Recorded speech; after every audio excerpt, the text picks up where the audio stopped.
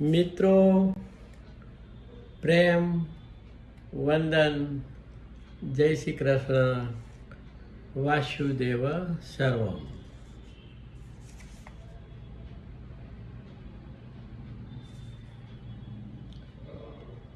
એક નાનકડી આધ્યાત્મિક રચના રજૂ કરું છું.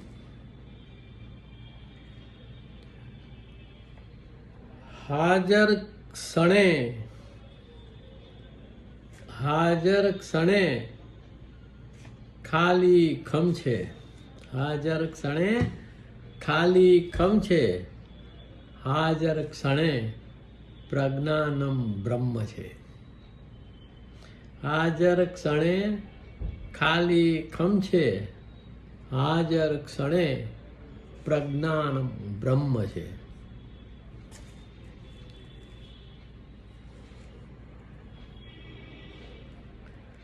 ક્ષણમાં સ્થિત થાવ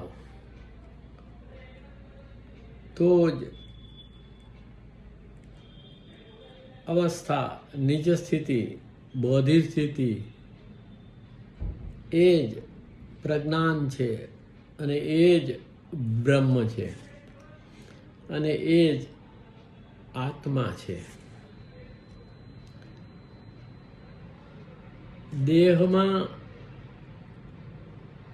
આત્મા તત્વની જે વાત છે એ આ નિર્ગુણ નિરાકાર બ્રહ્મની વાત છે, જે અત્ર તત્ર સર્વત્ર વ્યાપ્ત છે.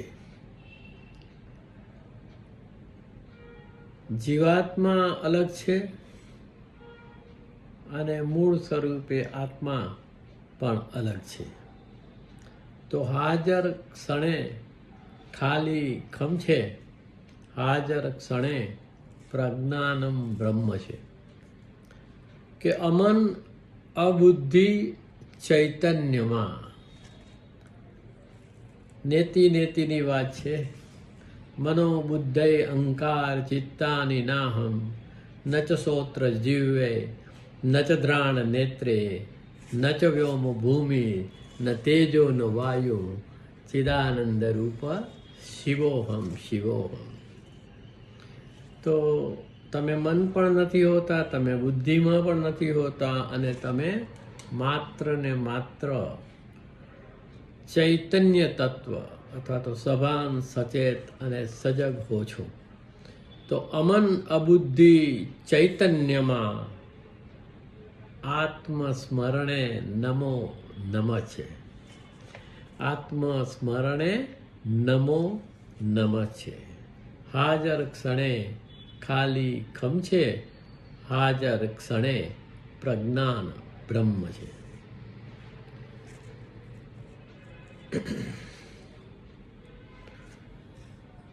ના કરે કારવે નિજ સ્થિતિ. ના કરે કારવે નિજ સ્થિતિ. સર્વ ખલવિદમ બ્રહ્મ શમ છે. ના કરે કારવે નિજ સ્થિતિ. સર્વ ખલવિદમ બ્રહ્મ શમ છે. હાજર ક્ષણે ખાલી ખમ છે. હાજર ક્ષણે પ્રજ્ઞાનમ બ્રહ્મ છે. તો ગીતામાં ભગવાન વારંવાર એવું કહે છે, યોગીની વ્યાખ્યા આપતા એવું કહે છે કે જે કંઈ કરતો કારવતો નથી. શું કરતા? તો કે પશ્યન શૃણવન સ્પૃશન જિઘ્ઘન અશ્વન ગચ્છન સ્વપન શ્વસન પ્રલપન વિસૃજન ગુહ્યન ઉન્મિષન નિમિષન અપી ઇન્દ્રિયાણી ઇન્દ્રિયાર્થેષુ વર્તન્તે ઇતિ ધારયન યોગયુક્તો વિશુદ્ધાત્મા વિજિતાત્મા જીતેન્દ્રિય સર્વભૂતાત્મભૂતાત્મા કુર્વન અપી ન લિપ્યતે. તો દૈનિક જીવનના કાર્યમાં કરતો કારવતો, શરીરમાં પણ બધું કરતો કારવતો જે લેપાતો નથી એ માણસ બ્રહ્મ છે, એ આત્મસ્થિત છે, એ તત્વદર્શી છે, એ તત્વવિદ છે. તો હાજર ક્ષણે ખાલી ખમ છે, હાજર ક્ષણે પ્રજ્ઞાન બ્રહ્મ છે. ભક્તિ જ્ઞાન ને કર્મ સંગમે, ભક્તિ જ્ઞાન ને કર્મ સંગમે પૂર્ણમિદમ શૂન્યમિદમ છે. કોઈ પણ માર્ગ તમે પકડી શકો છો, પણ એને ઝાલીને બેસી જવાનું નથી. એ માર્ગથી મુક્ત એના ઉપર ચાલવાનું છે. પછી એ કર્મ માર્ગ હોય ત્યાં ફળેચ્છા મૂકી દેવાની છે. બધા કર્મોના ફળો પ્રભુને સોંપી દેવાના છે. એ જ્ઞાન માર્ગ હોય તો આપણે આપણા હોવાપણામાં સ્થિત થઈ જવાનું છે, અને કર્મ હોય તો એ ફળાશક્તિ મૂકી અને નિષ્કામ ભાવે નિયત કર્મોને કરવાની વાત છે. તો આમ કરવાથી પણ આપણે લેપાતા નથી. તો એ સ્થિતિ પણ બોધની છે, એ સ્થિતિ પણ આત્મસ્મરણની સ્થિતિ છે. તો ભક્તિ જ્ઞાન ને કર્મ સંગમે પૂર્ણમિદમ શૂન્યમિદમ છે. ઓમ પૂર્ણમિદમ પૂર્ણાત પૂર્ણમુદચ્યતે પૂર્ણસ્ય પૂર્ણમાદાય પૂર્ણમેવાવશિષ્યતે. મનો બુદ્ધય અહંકાર ચિત્તાનિ નાહમ ન ચ શ્રોત્ર જીવે ન ચ દ્રાણ નેત્રે ન ચ વ્યોમ ભૂમિ ન તેજો ન વાયુ ચિદાનંદ રૂપ શિવોહમ શિવોહમ.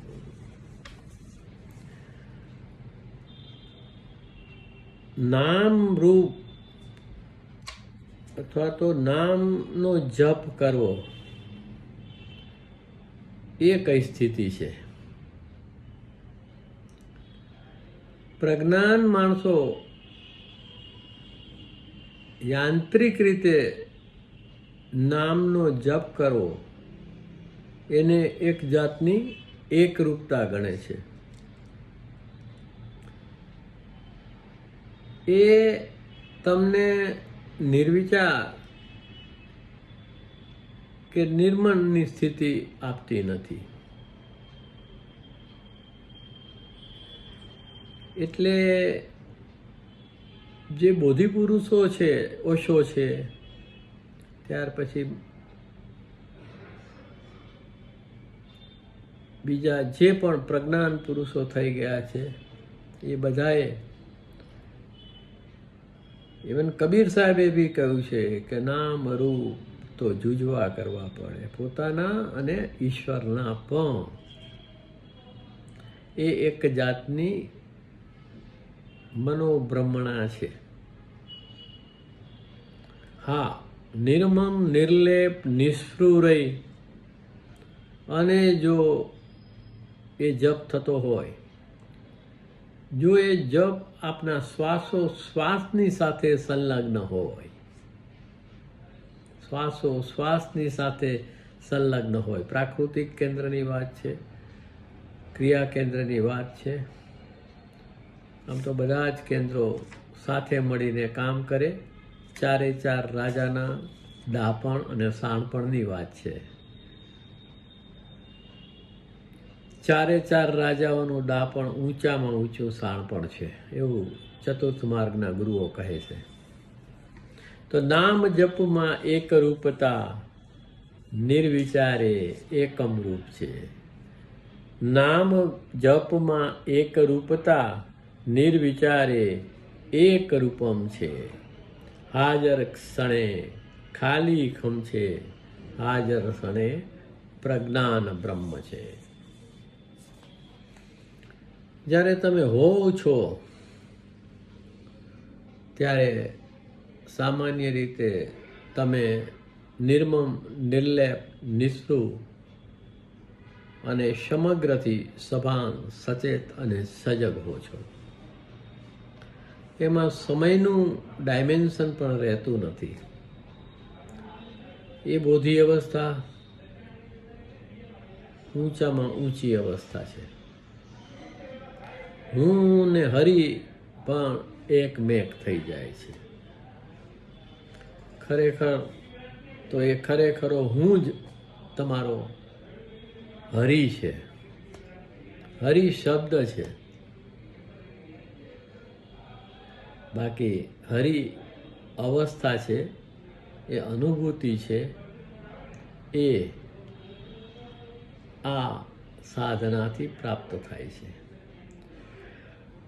મિત્રો, પ્રેમ વંદન, જય શ્રી કૃષ્ણ, વાસુદેવ સર્વમ. જ્યારે જ્યારે પણ સમય મળે ત્યારે વર્તમાનની ક્ષણમાં ઉપસ્થિત રહી અને આપણે આપણા આત્મસ્મરણની ક્ષણો જેટલી એકઠી થાય એકઠી કરી અને દ્વિતીય શરીરનું નિર્માણ કરવું, જાતને જાતનો જન્મ દેવાની વાત છે,